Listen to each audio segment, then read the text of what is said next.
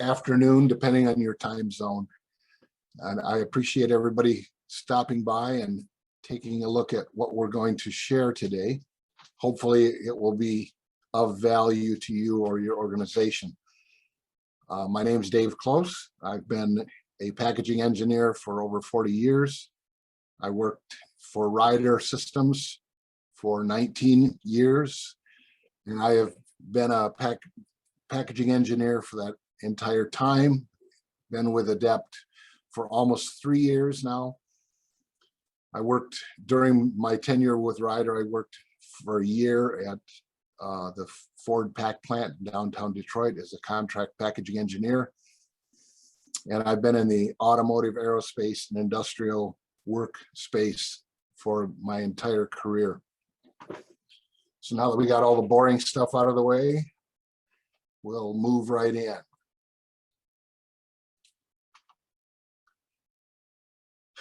So every organization runs into situations where you encounter packaging damage for a whole host of reasons. It happens, it's a necessary evil, and we're going to go through a process of addressing and overcoming those kind of damages. So what are the costs of packaging damage? You have monetary costs. I'm sorry? Okay. You have repair costs. You have shipping costs, such as reshipping previously completed orders. You have schedule disruptions due to makeup order drop-ins and potential MRP shortages. With product costs, you have lost market share.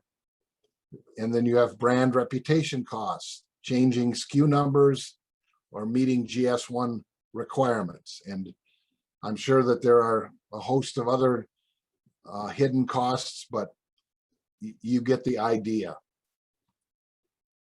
So what's the solution? Packaging redesign can help companies avoid these costs while improving the overall quality and packaging spend. So what will you learn today? Number one, the value of a systematic, process-driven approach. Number two, the importance of customer ownership and participation. Number three, examples of process steps that should be taken to resolve damages. Number four, detailed review of each discrete process step and why it's so important. Number five, additional resources that are critical elements. Number six, developing a definitive packaging design and approval specification. Number seven, resolution and reconciliation to document outcomes. Number eight, what a successful outcome looks like.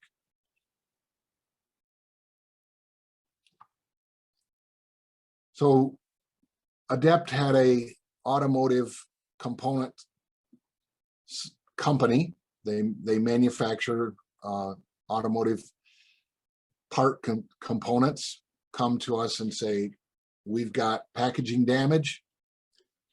They had identified 5 primary product groups that were experienced the highest value warranty expense due to packaging damage.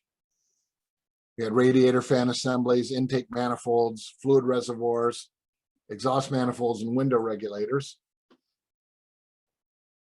So the objective was to develop packaging solutions that would, number one, improve the consumer experience with the parts that the customer marketed. Number two, materially reduce warranty expenses and other non-value add supply chain expenses with returns or rework due to damaged packaging. The goal is to re-engineer the incoming packaging on these 5 component product groups to identify problems with current component packaging and develop cost-efficient, effective packaging solutions that would reduce or eliminate warranty expenses related to packaging damage, optimize wasted space in the conveyance. They were having a fair amount of wasted space in the sea containers. They wanted to optimize that, increase the density, reduce impacts from inefficient packaging design and material choices, and then have the new designs distributed for competitive bidding and assess the impact of those bids against the current costs. Any questions so far? All right. So the first step is identify the problem.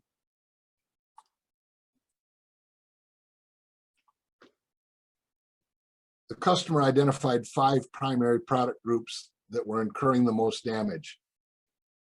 The root cause of the damage was unclear, although most of the damage was occurring during the last mile delivery cycle. Customer didn't believe that the current packaging was designed to hold up in that part of the delivery cycle, but they wanted Adept to review the packaging and make specific improvement recommendations.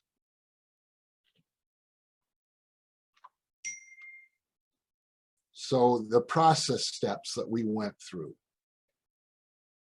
Step 1 was examine sample parts and packaging.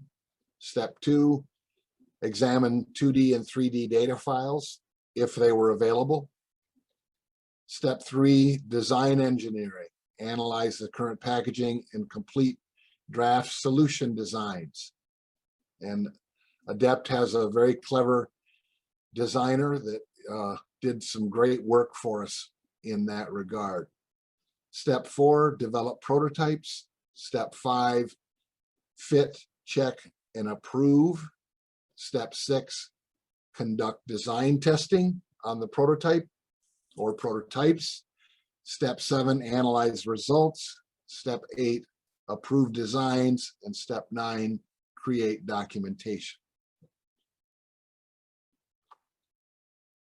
So step 1, the customer arranged to have sample parts shipped to Adept in their current packaging. This was a critical step because it is critical that a forensic analysis of the current packaging is conducted so that current packaging fit and function analysis and resolution hypothesis generation.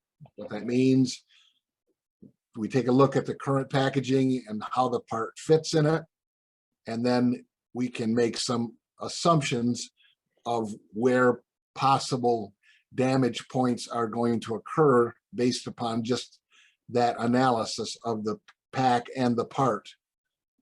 That goes along with understanding how the product fits in the current packaging, understand how the current packaging would work in the supply chain for conveyance density or storage density in distribution centers, and then compare that current packaging baseline against any future designs. Step 2, examine 2D and 3D data files. The customer arranged to have 2D and 3D files sent if available. These files are critically important because then designers can work much faster when you have baseline part and or packaging data available to use in the design software. Generally, you will find that customers do not have 3D or 2D data files of packaging. Usually those are held by the vendor or the packaging originator, but they can send 3D files of their parts, and that's the critical element, because then your designers can work with a 3D file of the part to design packaging that will fit that part. Step 3 is design engineering. The current packaging is analyzed. The designer creates initial draft solution designs. Sometimes it's indicated that current packaging should be reverse engineered so that a baseline drawing specification can be created for future comparison against new packaging designs.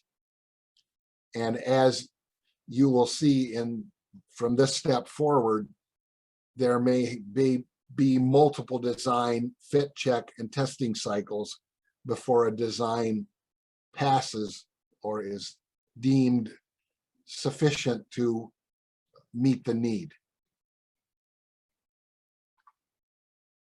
So this is an example of a packaging design for the exhaust manifold. And as you can see on the left, you have on the top, you have a carton. The center is a die cut insert, and at the bottom is another die cut insert.